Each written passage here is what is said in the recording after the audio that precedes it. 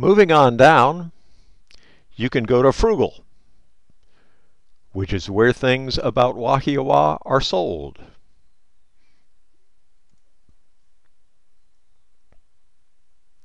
And you will see that you can buy quilts, sweatshirts, mugs, all sorts of things about Wahiawa.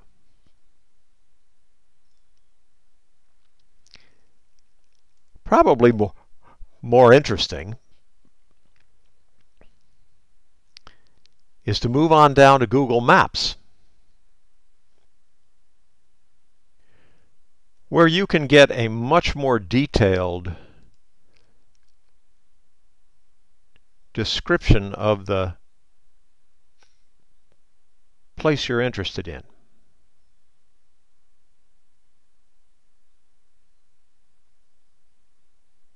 Showing, for example,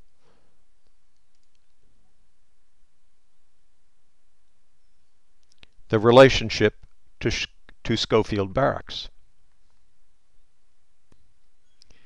And finally, for our journey to and through Wahiawa, you can go to Google Earth, which is a truly remarkable description of any place.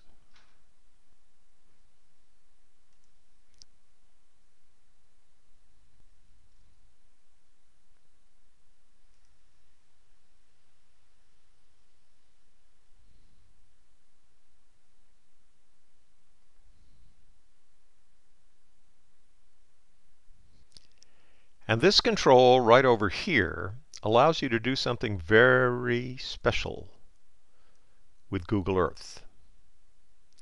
After you zoom in as far as you can zoom, Google Earth tilts the perspective so that you can look at the topography as something close to what you would see if you were standing there looking horizontally. And as you turn this around in various directions and look at different parts of the surroundings, you can see mountains in the distance, for example. And swinging in the other distance, in the other direction, looking out toward the west, you can really get an appreciation of the mountains that are to the west of Wahiawa. Now, of course, if you live in an area that has exaggerated topography, like in a ravine, as I do, maybe it's even more interesting for you to go to the address of the place where you live, put that into Google Earth, and see what it shows you when you get there.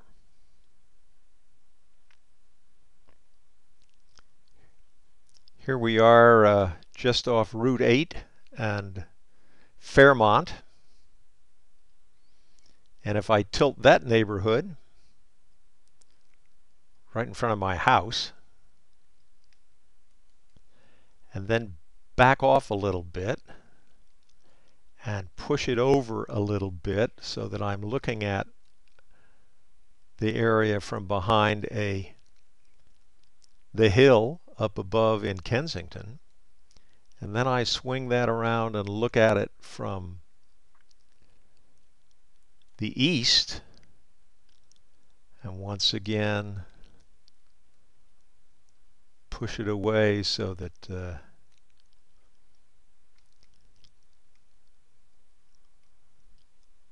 I'm looking at that topography.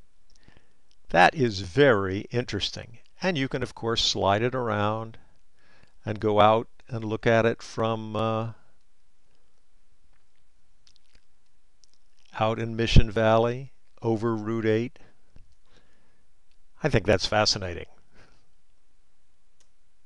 We're supposed to be talking about toolbars here, not just Google Earth. So let's go back to the Google Toolbar and look at what else is on it. Well, There's the place that you can click for the news items. Some of these are just the same thing you see over here when you change the drop-down menu to or from the original Google Search the Web place. This is for news. This is frugal, products for sale. This is its own spot for Google Earth. This lets you search your own computer for things like Wahiwa. And this lets you add buttons to your toolbar out here. Like I put once out here, I put things, find the occurrence of the word Wahiwa in the text. Coming back to the toolbar, here's where you add buttons, as I said. Here is where you either have bookmarks or can add bookmarks. Here is the page rank that I talked to you about. Here is a place where you can control pop-ups. Right now, there are a lot of them blocked. If I click this once, it allows pop-ups for this particular page. Here is a place where I can do a spell check, etc., etc., etc. This is for automatically filling in a form.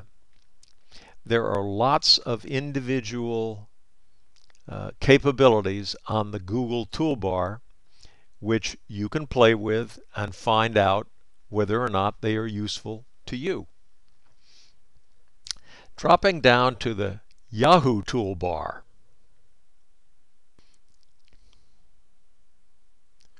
Well, the Yahoo Toolbar has a lot of the same capabilities that Google does. It has ways to set the places that it searches. You can search the web for Wahiwa, or you can change and search images for Wahiwa. And if you do that, you will find also a lot of great pictures of Wahiwa. And interestingly enough, if you look on page 3, you will find a photograph that looks quite similar to the one that I found for the lady who was worried about the great heights of Wahiwa. I think it's the same picture, but it doesn't come from the same place. I kind of believe that this was a Japanese tourist that came to Hawaii and found the same picture that I used.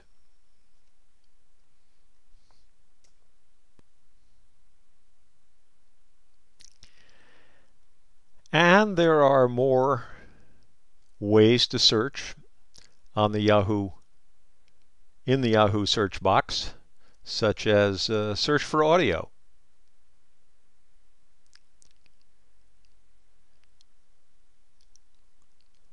And when we do that, we find songs named Wahiwa that you can download for a price. And now and then, you find something that says, play a sample. Wahiwa rain, whispering through the trees, makes me feel at ease, yeah.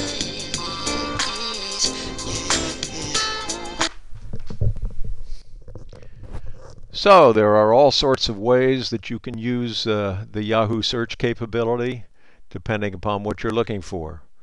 There's address books, there's jobs, there's news, there's more. Yahoo is apparently very closely associated with Flickr, so you can search the Flickr website for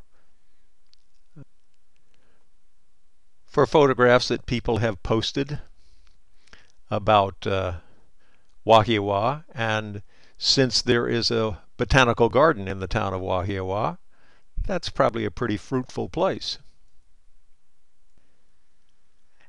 And there are other places on the Yahoo Toolbar where you can do other things. There's a pop-up blocker. You can get to Yahoo Mail with one click.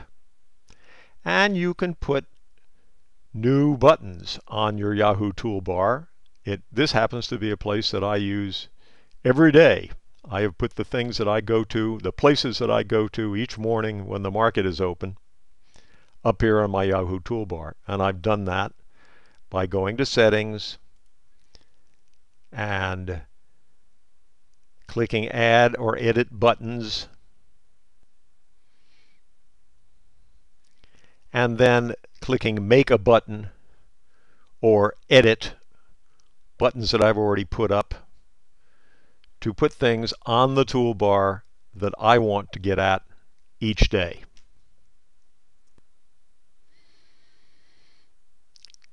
To demonstrate that, let's say that I want to put the Seniors Computer Group website on my Yahoo Toolbar, and I want to put it over here between this site, which is Decision Moose, and this site, which is Paul Merriman's Fund Advice. That's where I want it. How do I get it there?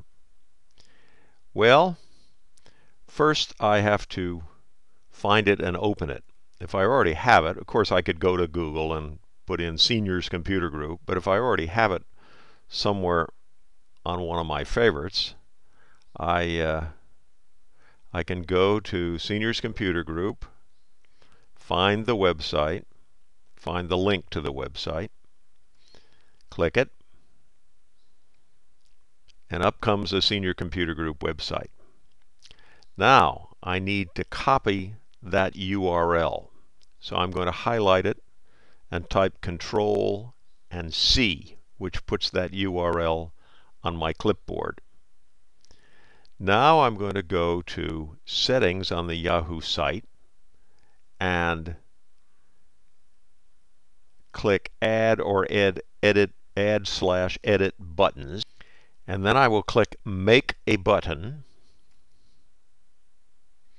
and it will ask me for the URL. So I will put the cursor there and type Control plus V, which pastes that URL in the web address.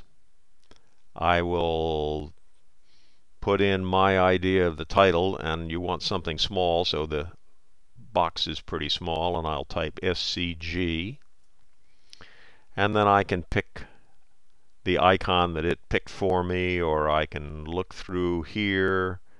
Let's give it a star. Click star, and I'll click Save. Now SCG is here, but it will be at the very beginning of this list, just before pop-up blocker. I said I wanted it over here, so I need to highlight it. It's already highlighted, and I click the down arrow a number of times until I get it down just after the moose signal. There it is. It's after the moose signal and before Fund Advice, and I click Save Changes and Finish. And now you see that SCG is here between the moose signal and Fund Advice. Whatever was over here has dropped off to the right, so to get at it I have to click the More button, which gives me the list of the rest of the things that I have put up here but have been kicked off into the dust. So to review, we have demonstrated that there are third-party toolbars that you can add to your browser. You can customize them. They can improve the search function by searching in a lot of different ways, and they can make it easy to get to places that you visit all the time and want to get to quickly. You can install a Google Toolbar on Internet Explorer 6 Plus, Firefox, and on a Linux platform. And you can do the same thing with a Yahoo Toolbar, according to the reading that I have done, using my Google Toolbar to search for things like installing a Yahoo Toolbar on Firefox. I hope you found this interesting. As usual, I've learned a lot in the process of preparing this information.